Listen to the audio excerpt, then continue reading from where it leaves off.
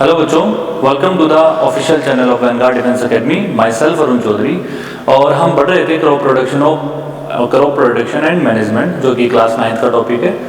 तो crop production और management के अंदर हमने डिस्कस किया था कि क्रॉप होता क्या है, क्रॉप के क्या क्या सीजन होते हैं, कौन से सीजन में कौन सा क्रॉप हम प्रैक्टिस करते हैं, और अपने इंडिया के क्लाइमेट कंडीशन और डाइवर्सिटी को देखते हुए कितने क्रॉप्स हम प्रैक्टिस करते हैं। और उसके बाद में हमने एग्रीकल्चर प्रैक्टिस की बात की थी, जिसके अंदर प्रिपरेशन ऑफ सॉइल हमने देख लिया था, सोविंग ऑफ द सीड हमने देख लिया था, और उसके बाद में हम देखने वाले थे फर्टिलाइजर एंड मैन्योर, यानी मैन्योरिंग एंड फर्टिलाइजर। तो जब शोविंग कर लिया हमने, उसके अंदर प्रिपरेशन ऑफ सॉइल कर ली, प्रिपरेशन ऑफ सॉइल के बाद में सोविंग कर ली। सोविंग के बाद में जो नेक्स्ट स्टेप आती है अपनी उसमें एग्रीकल्चर प्रैक्टिसेस में, वो है बेटा क्या, मैन्योरिंग एंड फर्टिलाइजर। मैन्योरिंग और फर्टिलाइजर।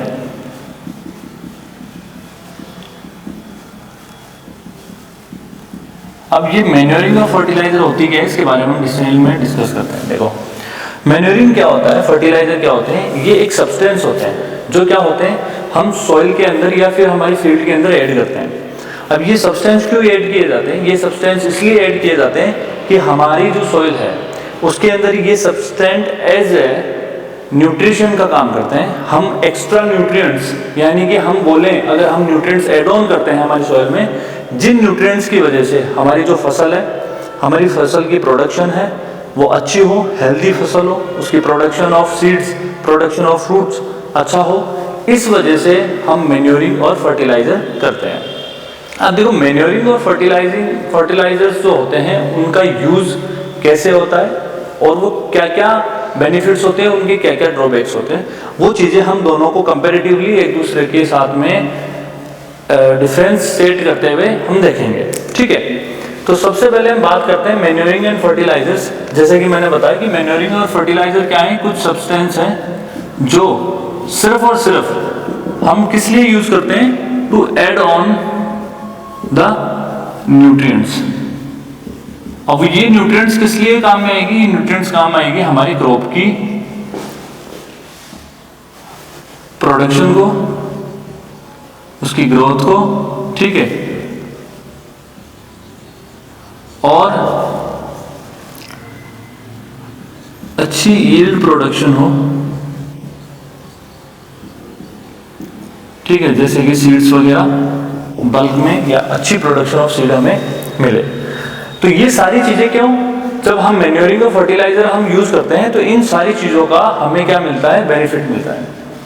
ठीक है, तो सबसे पहले हम बात करेंगे मैन्योरिंग की, यानी मैन्योर की। ये मैन्योर क्या होता है, सबसे पहले इस पर हम डिस्कस करते हैं। देखो, मैन्योर क्या होता है, मैन्योर एक ऑर्गेनिक ऑर्गेनिक न्यूट्रिएंट्स सोर्स होता है, किसके लिए, प्लांट्स के लिए। It's an organic nutrient source to the plants, या फिर हम बोलते हैं क्रॉप्स। ये ऑर्गेनिक होता है, ऑर्गेनिक यानी कि जो नेचर से हमें मिला, जो नेचुरली ऑब्टेन्ड होता हो। अब ये मिलता कैसे है, बनता कैसे है, ये मैन्योर हम किसे बोलते हैं, जब हमें एनिमल यानी कि जानवर, प्लांट्स और प्लांट्स के रिमेन्स, इन सभी का वेस्ट वो डीकंपोज होता है। क्या होता है, डीकंपोज, यानी कि सड़ जाता है।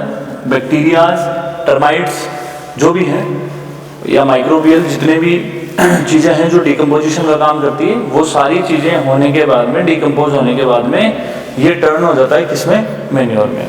अब जैसे कि अगर मैं सिंपली अगर आपको समझाऊं, तो अगर हम गाँव में देखते हैं जो गोबर होता है, हम क्या करते हैं, इकट्ठा एक जगह, या तो खेत में या अपने घर में कोई खाली जगह हो, जैसे हम बाड़ा यूज करते हैं, जहाँ गाय बकरियां भैंसें हम सब बांधते हैं, जानवर जितने भी डोमेस्टिक एनिमल है उनको हम रखते हैं। तो उसके पास में ही कुछ खाली जगह पे क्या करते हैं हम, जो गोबर होता है यानी एनिमल वेस्ट होता है, उसको हम इकट्ठा कर लेते हैं। ठीक है, डंक, काउ डंक हुआ, बफेलो डंक हुआ, कोट डंक हुआ, उसको हम इकट्ठा कर लेते हैं एक जगह। और ये जब हम क्या करेंगे, फसल उगाएंगे, नई फसल। हर सीजन में क्या करते हैं, एक कोई ना कोई फसल प्रैक्टिस करते हैं, फिर वो मैच्योर होती है ना, वो राइपन होती है, उसके बाद में हम क्या कर लेते हैं, उसको काट लेते हैं, हार्वेस्ट कर लेते हैं। तो फसल उगाने से पहले हम क्या करेंगे, मैन्योरिंग एंड फर्टिलाइजर हर सीजन, हर फसल के सामने हम ये काम करते जरूर हैं, क्योंकि एग्रीकल्चर प्रैक्टिस का एक पार्ट है। अब जब वो डंक है वो काफ़ी समय तक पड़ा रहता है, कई बार 6-6 महीने या साल भर तक भी रखते हैं उसको, ताकि एक साल बाद में अगर हम खेत के अंदर उसको डालेंगे तो उसके अच्छे बेनिफिट्स मिलेंगे। वो कैसे मिलते हैं, वो जो डंक होता है या फिर गोबर होता है, उसको काफ़ी समय तक पड़े रहने की वजह से कुछ इंसेक्ट्स, कुछ जानवर, या फिर हम बोल सकते हैं कुछ बैक्टीरिया, फंगी उसको डीकम्पोज कर देती है। डीकम्पोज यानी सड़ा देती है, उसको खत्म करना शुरू कर देती है। उसके जो एसेंशियल मिनरल्स, उसमें न्यूट्रिएंट्स होते हैं जो प्लांट्स के लिए बहुत अच्छे होते हैं, क्रॉप के लिए बहुत अच्छे होते हैं, वो वहीं रह जाते हैं। अब ये टर्न हो जाती है किसमें, मेन्योर में। किसमें टर्न हो जाती है, मेन्योर में, मतलब मेन्योर में वो बदल जाती है, वो जो काउ डंक था वो मेन्योर में बदल जाता है। ऐसे ही हम क्या करते हैं, जितनी भी हरी सब्जियां होती है उनके छिलके होते हैं, जब घर पे सब्जी बनाते हैं उनके छिलके हो गए, एनिमल डंक हो गया, या प्लांट से कुछ और भी पार्ट्स होते हैं, हम क्या करते हैं उनको भी उठा के उसी जगह डाल देते हैं, और वो क्या होता है काफी समय बाद में वो डीकम्पोज होके मेन्योर बन जाता है। इस मेन्योर को और नाम दिया गया है जिसको बोलते हैं कंपोस्ट। क्या बोलते हैं, कंपोस्ट। अब देखो मेन्योर मैंने समझा दिया, इट्स एन ऑर्गेनिक वेस्ट या फिर ऑर्गेनिक डीकम्पोज्ड सब्सटेंस जो कि नेचुरली मिला है, हमने नहीं बनाया इसको, ये नेचुरल प्रोसेस होता है डीकम्पोजिशन, ठीक है। जो नेचुरल चीजें हैं उनको सड़ा देना नेचुरली, और जो टर्माइट्स हैं, जो फंगी हैं, बैक्टीरिया हैं, वो उनको सड़ा के उनका डीकम्पोज कर देते हैं, उनके एसेंशियल मिनरल्स को टर्न कर देते हैं सिंपल में। तो ये एक नेचुरल प्रोसेस होता है और इसी को हम मेन्योर बोलते हैं। So it's an organic natural product.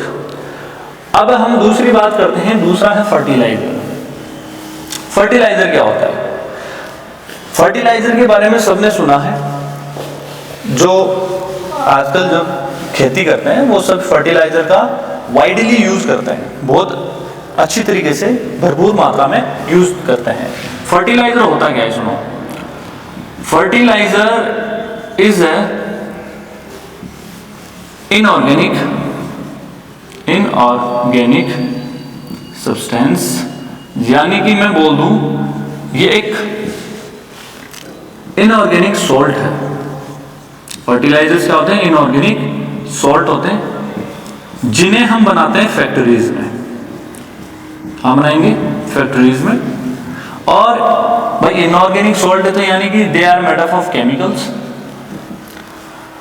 जिसके अंदर फर्टिलाइजर के अंदर सबसे मोस्ट इंपॉर्टेंट जो इंग्रेडिएंट होते हैं, यानी कि मैं बोलूं कि जो मोस्ट इंपॉर्टेंट केमिकल होते हैं वो होते हैं नाइट्रोजन,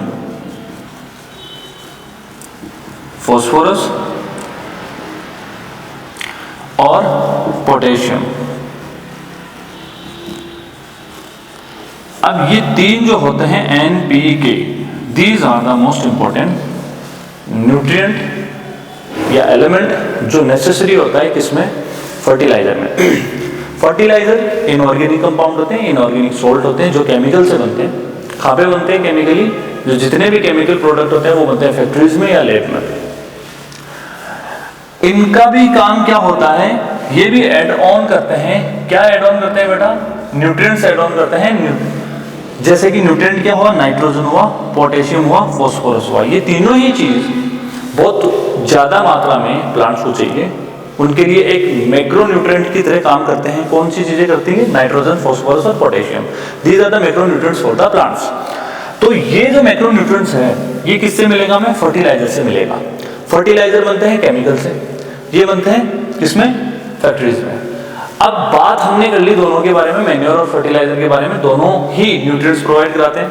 लेकिन क्यों हम कुछ लोग मैन्योर यूज करते हैं, क्योंकि कुछ लोग, मतलब वाइडली अगर हम देखेंगे इस समय तो ज्यादातर फर्टिलाइजर का यूज लिया जाता है, मैन्योर बहुत कम करते हैं, क्योंकि इतना मैन्योर यूज भी नहीं लेते और ना उसको इकट्ठा किया जाता है और उसको बनाया भी नहीं जाता, प्रोसेस नहीं किया जाता। क्यों, क्योंकि फर्टिलाइजर उनको रिप्लेस कर रहे हैं। वो क्विकली क्या करते हैं, हमें अवेलेबल हो जाते हैं, इजीली मिल जाते हैं। दूसरी बात, क्विक रिस्पॉन्स देते हैं, यानी कि अगर मैं बताऊं कि जो फर्टिलाइजर्स हैं वो इंस्टेंटली क्या देते हैं, न्यूट्रिएंट्स को डायरेक्टली प्लांट्स के यूजेबल फॉर्म में आ जाते हैं, क्योंकि जल्दी एब्जॉर्ब होते हैं, जल्दी डिसोल्व होते हैं वाटर में, और इजीली क्या होते हैं, यूजेबल फॉर्म में आ जाते हैं प्लांट्स के।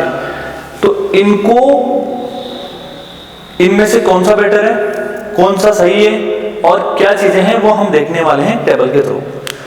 तो हम डिस्कस करेंगे दोनों के बारे में one by one, which one is better, इनके क्या मेरिट्स हैं, क्या डिमेरिट्स हैं, ठीक है, सारी चीज हम देखते हैं। देखो, मैन्योर और एक तरफ है fertiliser.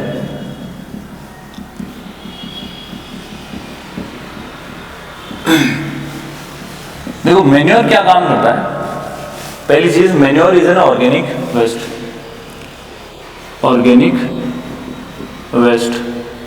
Fertiliser is an inorganic waste, sorry inorganic compound, inorganic compound या सब्सटेंस आप बोल सकते हो। यानी कि ये इनऑर्गेनिक है, ये ऑर्गेनिक है, ये नेचुरली ऑब्टेन्ड होता है, ये हम सिंथेटिक बनाते हैं, केमिकली फॉर्म होता है, ठीक है। अगर ऑर्गेनिक है तो जाहिर सी बात है कहाँ बनेगा, हमारी फील्ड्स में बनेगा, ठीक है, जो फील्ड्स होती है वहां बनेगा। ये कहाँ पे बनेगा, ये हमारी फैक्ट्रीज में बनता है, ठीक। अगर मैं बात करता हूं, जो इंपॉर्टेंट चीज है, बहुत ही ज्यादा इंपॉर्टेंट चीज है, वो क्या है कि जो मैन्योर होते हैं ना, वो सॉइल के अंदर एक ब्लैक कलर का सब्सटेंस प्रोवाइड कराते हैं, जिसके बारे में मैंने आपको बताया था, जब प्रिपरेशन ऑफ सॉइल के अंदर हमने पढ़ा था। तो ब्लैक कलर का एक ब्लैक कलर का एक सब्सटेंस प्रोवाइड कराता है। वो सब्सटेंस क्या होता है, जिसका नाम होता है ह्यूमस। और इस ह्यूमस के मैंने फायदे भी बहुत बताए थे आपको, ठीक है। इसके साथ में एक वो आता है, एंजाइम आता है, ठीक है, हार्मोन आता है। वो हार्मोन ऑक्सिन और बताया था मैंने, साइटोकिनिन हार्मोन, जो प्लांट्स को क्या करते हैं, बहुत जल्दी ग्रोथ और डेवलपमेंट करने में हेल्प करते हैं, ठीक है, सॉइल के टेक्सचर को अच्छा करते हैं। तो ये जो ह्यूमस है, ये भी कौन प्रोवाइड कराता है, मैन्योर कराता है, यानी ऑर्गेनिक वेस्ट ह्यूमस प्रोवाइड कराता है, किसमें, सॉइल में। लेकिन कमाल की बात यह है कि फर्टिलाइजर्स कोई भी ह्यूमस प्रोवाइड नहीं कराते, है ना, it does not provide humus, ठीक, ह्यूमस टू द सॉइल। ये सॉइल में ह्यूमस प्रोवाइड नहीं कराते। नेक्स्ट वन, अगर हम बात करें इसके एग्जाम्पल की, तो इसका आ जाएगा एनिमल वेस्ट, प्लांट वेस्ट, या और कोई भी ऑर्गेनिक जो वेस्ट हो सकता है, उसको हम इसमें ऐड करते हैं, ऑर्गेनिक वेस्ट। अगर हम एग्जाम्पल की बात करें इसके फर्टिलाइजर्स की, तो हमारे पास क्या एग्जाम्पल आ जाएगा, यूरिया, ठीक है, NH2CO, NH2, ये यूरिया का फॉर्मूला, ठीक है। सुपर फॉस्फेट, ये भी एग्जाम्पल है ना, सुपर फॉस्फेट। और कई बार एग्जाम्पल पूछ लेते हैं, बहुत बार पूछा गया है एग्जाम के अंदर, तो ये ध्यान में रखना। सुपर फॉस्फेट, देखो यूरिया से तो हमें नाइट्रोजन की मात्रा अच्छी खासी, जो नाइट्रोजन की कमी होती है वो यूरिया से हमारी पूरी हो जाती है, ठीक है। सुपर फॉस्फेट की बात करें तो यहां से हमें फॉस्फोरस और पोटास, पोटास से हमें पोटेशियम की जो कमी होती है प्लांट्स में, और ये तीनों ही मैक्रो न्यूट्रिएंट्स हैं, ये तीनों ही एसेंशियल न्यूट्रिएंट्स हैं जो प्लांट्स को चाहिए, ठीक है। तो ये था मैन्योर और फर्टिलाइजर डिफरेंशिएशन। देखो ऑर्गेनिक वेस्ट है, इनऑर्गेनिक वेस्ट है, फील्ड में होता है, फैक्ट्रीज में होता है, सॉइल में ब्लैक सब्सटेंस देता है जो कि ह्यूमस है। ये क्या करता है, it does not provide humus. अब देखो यहाँ पे जो बात होगी, जो इंपॉर्टेंस है इस टॉपिक की, वो ये है कि जो हमारा मैन्योर है वो हमें लंबे समय से, यानी कि अगर आज हम मैन्योर डालेंगे तो वो धीरे धीरे ग्रेजुअली हमें क्या देगा, न्यूट्रिएंट्स प्रोवाइड कराएगा। लेकिन हमारी जो फील्ड होगी, हमारी जो ग्रोथ होगी, जो प्रोडक्शन होगी, वो हेल्दी प्रोडक्शन होगी। उसके अंदर कोई भी ऐसी मिलावट नहीं रहेगी, ठीक है। वो नॉन पॉल्यूटेड मैन्योर जो होते हैं वो नॉन पॉल्यूटेड होते हैं, उनमें कोई किसी तरीका पॉल्यूशन नहीं होता। लेकिन जो फर्टिलाइजर होते हैं ना, वो इंस्टेंट आपको ग्रोथ देंगे, इंस्टेंट डेवलपमेंट दिखाएंगे, लेकिन ये क्या करते हैं, हमारी सॉइल के अंदर ह्यूमस नहीं देते। और यही सबसे इंपॉर्टेंट चीज़ है, सॉइल में अगर ह्यूमस नहीं मिलेगा तो सॉइल का जो टेक्सचर होता है, सॉइल की वाटर होल्डिंग कैपेसिटी होती है, सॉइल को जो उपजाऊ बना के रखता है, यानी कि फर्टिलाइजेशन उसके अंदर जो फर्टिलिटी जो रखता है सॉइल के अंदर, वो फर्टिलिटी सिर्फ ह्यूमस की वजह से होती है। अगर ह्यूमस नहीं रहेगा तो सॉइल सैंड में बदल जाएगी, और सैंड यानी कि डेजर्टिफिकेशन का एक दूसरा नाम होता है, ठीक है। तो अगर डेजर्टिफिकेशन है तो समझ लो वहाँ पे कोई भी तरह की खेती नहीं होगी, यानी प्लांट हम क्रॉप नहीं उगा सकते। तो humus is most important part of the soil, ये बहुत जरूरी है। लेकिन ये फर्टिलाइजर क्या है, सॉइल के अंदर ह्यूमस नहीं प्रोवाइड कराते, उसका टेक्सचर और खराब कर देते हैं। लेकिन फिर भी वाइडली हम किसको यूज करते हैं, फर्टिलाइजर्स को, ताकि हमें इंस्टेंट चीजें मिले, है ना, लार्ज प्रोडक्शन हो। और इस लार्ज प्रोडक्शन के चलते we are losing the fertility of our soil, और एक समय ऐसा आएगा कि कुछ उगने लायक भी नहीं रहेगा, ठीक है। तो फर्टिलाइजर्स का यूज कम करो, मैन्योर्स का यूज ज्यादा करो, ठीक है। दूसरी बात हम बात करते हैं, देखो मैन्योर से भी हमें नाइट्रोजन मिलेगा, फास्फोरस मिलेगा, पोटेशियम मिलेगा, क्योंकि इन सब के अंदर नाइट्रोजन फास्फोरस पड़ा रहता है। अब नाइट्रोजन और फास्फोरस का यूज क्या होता है वो थोड़ा सा हम देख लेते हैं। देखो नाइट्रोजन और फास्फोरस और पोटेशियम कैसे यूज करते हैं, कैसे वर्क करते हैं। नाइट्रोजन जो है वो रिस्पॉन्सिबल होता है हमारे प्लांट्स के अंदर, क्या करता है, लीव्स, स्टेम एंड लीव्स को ग्रो करने में मदद करता है, अच्छी ग्रोथ होती है लीव्स की और स्टेम की। साथ ही साथ क्लोरोफिल, सबको पता है ग्रीन कलर का एक पिगमेंट होता है, किसमें, हमारे प्लांट सेल में। क्लोरोफिल जो है उसको बनाने के लिए भी नाइट्रोजन बहुत मदद करता है। Nitrogen in the most essential macronutrient to making the chlorophyll. दूसरी चीज प्रोटीन सिंथेसिस करने में, प्रोटीन बनाने में प्लांट्स में, प्रोटीन सिंथेसिस के लिए भी क्या होता है, nitrogen is very essential macronutrient. अब हम बात करते हैं फास्फोरस की। फास्फोरस क्या करता है, हमारी रूट्स और फ्लावर के लिए रिस्पॉन्सिबल होता है, और साथ ही साथ ये रिस्पॉन्सिबल होता है किसके लिए, ग्रोथ एंड डेवलपमेंट के लिए, किसमें, प्लांट्स में, ताकि अच्छी यील्ड की प्रोडक्शन हो, काफी अच्छा जो फॉडर होता है वो अवेलेबल हो। क्यों, अगर ग्रोथ अच्छी होगी फॉडर अच्छा मिलेगा, ठीक है। और तीसरा होता है पोटेशियम। तो पोटेशियम का काम क्या होता है, potassium is very good for plant to protect from the diseases. अब देखो लाइफ तो इनमें भी होती है, प्लांट्स में बीमारियां इनमें भी होती होगी, जहां लाइफ है तो थ्रेटन भी होगा। तो थ्रेटन क्या होता है, कई सारी डिजीज, फंगल डिजीज होती है, बैक्टीरियल डिजीज होती है, बिल्कुल सर प्लांट्स में भी होती है, उसके बारे में हम डिस्कस करेंगे। तो जो प्लांट्स में जो बीमारियां होती है उनसे प्रोटेक्ट, उनसे डिफेंसिव एक सिस्टम बनाने का काम कौन करता है, पोटेशियम स्ट्रेंथ प्रोवाइड कराता है। तो ये तीनों क्या है, मैक्रोन्यूट्रिएंट्स हैं। मैन्योर और फर्टिलाइजर्स के बारे में हमने बात कर लिया, कौन सा अच्छा है कौन सा बुरा है, ठीक है, कौन सा कितनी रेट ऑफ रिएक्शन उनकी क्या होगी, कितनी जल्दी वो काम करते हैं, सारी चीज हमने डिस्कस कर ली। एग्जाम के पॉइंट ऑफ व्यू से जो जो आपको जानना था वो मैंने आपको बता दिया। अब हम थोड़ा सा बात करते हैं नेक्स्ट स्टेप पे, जो कि है प्रिपरेशन ऑफ सॉइल के अंदर आता है, सॉरी एग्रीकल्चर प्रैक्टिस में आती है नेक्स्ट स्टेप जो है इरिगेशन। इरिगेशन को अगर मैं सामान्य भाषा में अगर आपको बताऊं तो सिंचाई हम इसे बोलते हैं, यानी कि पानी की सप्लाई देना, और वो भी प्रॉपर रेगुलर इंटरवल पे। देखो होता क्या है, अक्सर बारिश हर समय होती नहीं है जिस समय हम चाहें, और जब बारिश नहीं हो तो उस समय प्लांट्स को पानी तो चाहिए, रेगुलर वाटर सप्लाई तो चाहिए।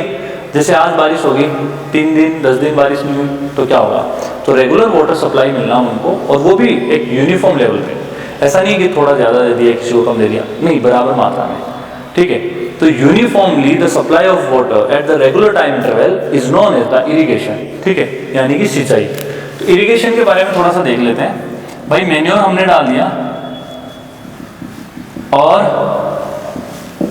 फर्टिलाइजर भी डाल दिया, लेकिन अब हम करने वाले हैं पानी की सप्लाई यानी कि इरिगेशन, सिंचाई करने वाले हैं। पुराने ज़माने के अंदर क्या होता था, पहले ट्रेडिशनल टाइम की बात करूं, अगर बहुत पुराने समय में इतनी मॉडर्नाइजेशन था नहीं, मशीनरी सिस्टम था नहीं, मोटर वगैरह पंप वगैरह थे नहीं, ट्यूबवेल्स वगैरह थे नहीं, तो क्या करते थे, पहले कुआं खोदते थे, कुएं से पानी निकालते थे। तो कुछ 4 तरीके ऐसे थे जो पुराने समय पे इरिगेशन करने के लिए मदद करते थे, जैसे कि मोट, जिसको हम बोल सकते हैं पुली सिस्टम। क्वेश्चन आए हुए हैं, ठीक है। फर्स्ट वन जैसे कि देख ली, ठीक है, जिसको लीवर सिस्टम बोलते हैं, लीवर सिस्टम, चेन पंप, ठीक है, और राहत, ठीक है।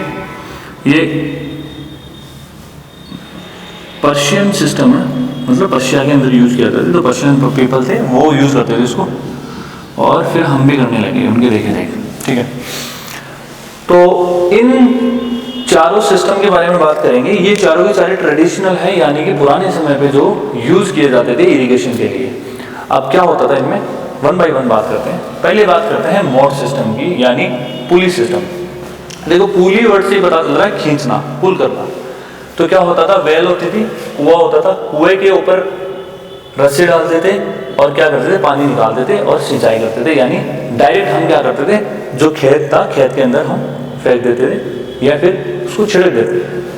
तो ये था मोट सिस्टम यानी पुली सिस्टम। पानी निकाला कुएं से, रस्सी से, और पानी फेंक दिया, ठीक है, क्या हुआ। दूसरा है देख ली यानी लीवर सिस्टम। क्या होता था, एक बड़ा सा डंडा लगा हुआ रहता था, इसके बीच में ये लीवर होता था। इस लीवर की मदद से एक तरफ तो रखते थे वेट और एक तरफ रखते थे कोई कंटेनर जिसमें पानी जाए। अब इसको वेट को हटा देते थे, ये सीधा अंदर जाता था, पानी भर के वापस वेट लगा देते तो ये वापस ऊपर आ जाता था। तो इसको लीवर सिस्टम यानी देख ली सिस्टम बोलते थे, ठीक है, जहां लीवर का यूज हो रहा हो, है ना। अब है चेन पंप। तो चेन पंप में क्या होता है, एक बड़ी सा चेन होती है, उस चेन के इक्वल डिस्टेंस पे छोटे छोटे कंटेनर्स लगे हुए रहते हैं, यानी कि छोटे छोटे मग जैसे, ठीक है। ये क्या है, चेन पानी में जाती है, घूम के वापस आती है, फिर पानी में जाती है। भाई मैनुअली उसको घुमाया करते थे, कोई ऐसा मशीन वाला सिस्टम नहीं था। चेन लगी हुई थी, उसके छोटे छोटे कंटेनर्स यानी कि कोई मग वगैरह लगे हुए थे, उसको पानी में जाती थी, खींचते थे, फिर पानी में जाती थी, वो बाहर आती थी। तो जैसे बाहर आती होगी अंदर से जाके तो पानी लेके आती थी। वो पानी सीधा का सीधा क्या करते थे, छोटे छोटे सिस्टम बना रखे थे पाइप जैसा, ठीक है। जैसे अपने पुराने समय में क्या करते थे, जो मिट्टी होती है उसके अंदर जगह बना के, है ना, फेंसिंग टाइप में छोटी छोटी फेंसेस बना के और उसके अंदर पानी का फ्लो करते थे, जिसको हम पहले के समय में क्या देखो एक वर्ड था वो भूल गया मैं, उसको बोला करते थे क्यारी वगैरह, ऐसे है अपने गाँव में बोलते हैं क्यारियाँ, ठीक है। अगर इस साइड के जो लोग हैं वो समझ पाएंगे। तो क्यारी वगैरह बना के उसमें से पानी फ्लो करते थे, तो इसको फेंसेस सिस्टम बोला करते थे। वो चेन पंप की मदद से होता था। तो चेन पंप में क्या होता था, चेन के ऊपर छोटे छोटे मग लगे हुए थे, उसमें से पानी निकालते थे वेल में से, उसको डायरेक्ट पानी को फ्लो करते थे। और राहत में क्या होता था, किसी जानवर की मदद से, यानी कि कैमल हुआ, बुल हुआ, उसकी मदद से पानी को निकाला जाता था खींच के, है ना, या फिर चेन सिस्टम पे किसी को। तो ये पर्शियन लोग यूज करते थे पहले, तो पर्शियन से हमें मिल गया। तो ये था ट्रेडिशनल यानी कि बहुत पुराने समय पे जब इतना ज़्यादा मॉडर्नाइजेशन था नहीं। अब इसमें एक नुकसान था। इसमें नुकसान क्या था, और सबसे बड़ा नुकसान ये था कि वाटर का वेस्टेज ज़्यादा होता था। क्यों? क्योंकि यूनिफॉर्मली वाटर डिस्ट्रीब्यूशन होता नहीं था। जहाँ जितना पानी चाहिए था उतना पानी सप्लाई होता नहीं था। क्यों नहीं होता था? क्योंकि किसी जगह हमने ज़्यादा डाल दिया, किसी जगह कम चला गया, कोई यूनिफॉर्म डिस्ट्रीब्यूशन तो है नहीं। तो वाटर का हार्वेस्टिंग, मतलब वाटर को हार्वेस्ट करना बहुत डिफिकल्ट हो गया था। वाटर को हम मिनिमल यूज नहीं कर पा रहे थे, वेस्ट हो रहा था, किसी जगह ज़्यादा गिर गया, किसी जगह कम, किसी जगह फसल ज़्यादा उग रही, किसी जगह बहुत कमज़ोर रह गई, पानी प्रॉपर मिला नहीं। तो uniform distribution of water is not there, इसलिए ये इतना सक्सेसफुल नहीं था। लेकिन फिर भी उस समय पे it's an very successful for them because there is no any availability of modern machines, ठीक है, पंप्स। तो उसके बाद में जैसे जैसे मॉडर्नाइजेशन हुआ, इस ट्रेडिशनल मेथड को रिप्लेस किया किसने? ट्रेडिशनल मेथड को रिप्लेस किया मॉडर्न मेथड ने, यानी कि आधुनिक जो प्रणाली थी उसने उसको बंद किया, पुराने समय वाली चीज़ों को। तो आधुनिक सिंचाई यंत्र आए, जैसे कि क्या था, तो अगर हम बात करते हैं किसकी, मॉडर्न मेथड की, तो मॉडर्न मेथड के अंदर हमें मिलेंगे, सबसे पहला हम बात करते हैं ड्रिप सिस्टम। ये मॉडर्न मेथड का बहुत ही जबरदस्त नमूना है, ड्रिप सिस्टम। दूसरा है स्प्रिंकल सिस्टम,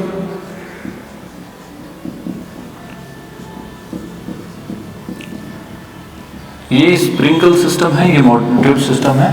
तो ड्रिप सिस्टम के ऊपर सबसे पहले हम बात करते हैं क्या होता है ये ड्रिप सिस्टम।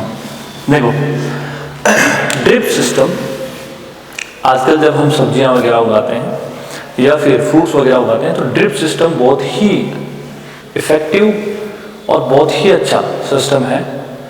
इसमें क्या होता है, पाइप्स कनेक्टेड होती है ना, सरफेस से जुड़ी हुई होती है पाइप, मतलब जो सरफेस होता है उस पर पूरी की पूरी बिछी हुई होती है, और हर एक प्लांट या हर एक जो क्रॉप है उसका हर एक पौधा है, उस पौधे की रूट से ड्रिप लगाई जाती है, सब पाइप से निकाल के हर एक पौधे के स्टेम से जोड़ के उससे एक रूट पे ड्रिप लगाई जाती है।